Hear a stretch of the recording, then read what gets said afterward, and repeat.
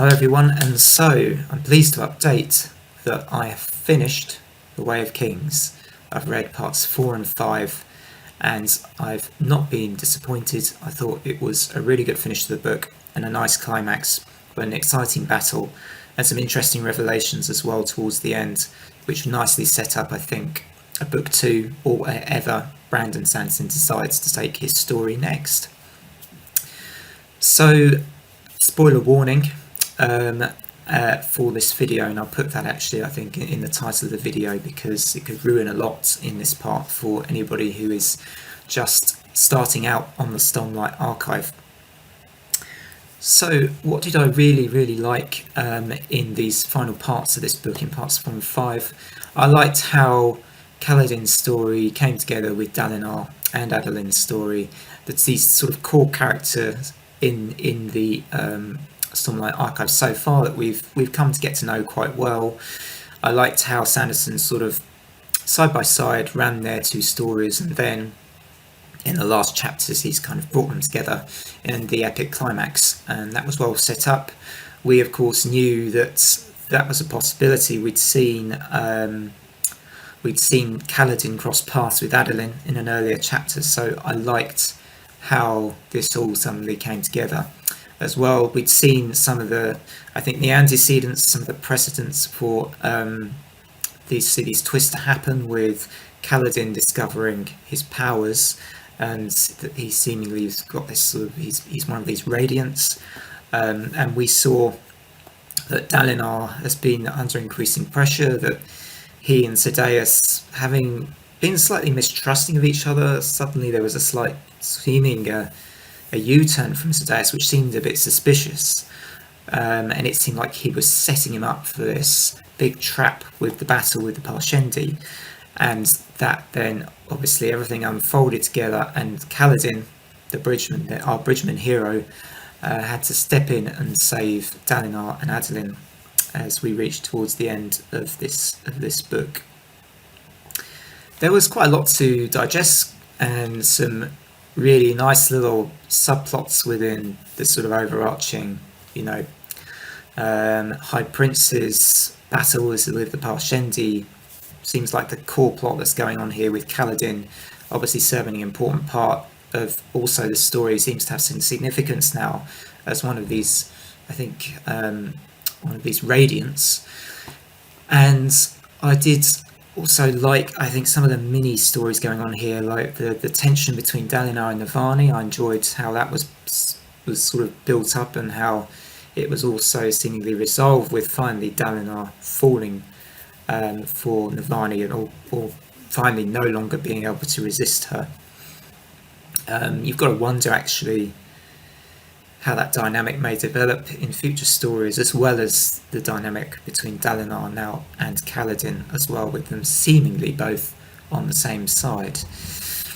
So, I don't know, I feel like this was a pretty exciting part. I did see a betrayal coming on. I saw that Sadeas didn't seem trustworthy earlier. I think I mentioned that in an earlier video. I could see that things were going to probably come to a head somewhere, and it just turns out it was obviously in this big battle against the Parshendi at the tower where it all seemed to unfold. What did I kind of enjoy the most out of these last chapters? I think I just really liked how we saw Dalinar making these really big, bold decisions, and that trade-off he made with Sadeas towards the end, that big commitment to give up his shard blade to get the bridgeman. Will that prove to be a mistake? We'll wait and see. So I did really like that towards the end. That sort of, you saw that exchange. I mean, obviously the first thing you thought was that Dalinar would just want vengeance straight away after this awful act by Sadeas, leaving him right in the lurch with all the Parshendi coming after him. But no, we sort of see an interesting agreement between them, which kind of nicely sets up the sort of future of the story in a way between Dalinar and Kaladin, I think. I did also enjoy the sort of another revelation with the Shallan story is that she's suddenly managed to kind of regain Jasnah's trust again. She discovered seemingly that the Soulcast was actually a fake one, so there wasn't as much weight to her crime, even though Jasnah's obviously still very upset with this. They seem to sort of come to a sort of an agreement, I guess, that they're still going to work together. So and make more discoveries about sort of the Soulcasters and the powers that Jasnah has and everything involved in that as well. So, do I have a favourite character? Who's my favourite character? Well, I think I might have already made this pretty obvious. I like Dalinar. I think, yes, Kaladin is the kind of young hero. He's the one that's sort of done a huge amount of work, coming from being enslaved to now becoming this captain of that's going to be part of Dalinar's plans, and he's considered a Dark Eyes, which is obviously not seen as worthy as Light Eyes in this world. But this is what I find quite interesting in the whole book and in the whole world. Actually, it seems like the Parshendi and these Parshmen, kind of, yet we haven't really, apart from I'm trying to think of the name of that character now. I think it's Shen. Correct me in the comments. But I think there's obviously more to find out about these Parshendi, much more, I think, to come. In this sort of story, they're more sort of cast as these opponents to everything the High Princes do.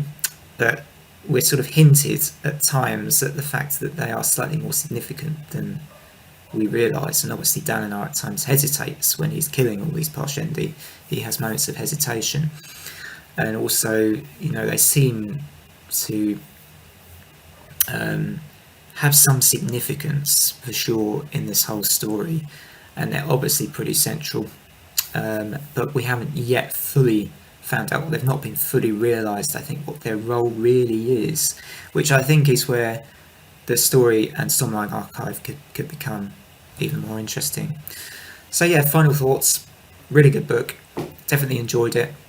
I did see the Sadeas betrayal coming, I think, but it didn't stop me still really liking the way that was all set up and loving the characters which Brandon Sanderson has so well painted in this book. So, Life Before Death, Strength Before Weakness, Journey Before Destination. See you next time.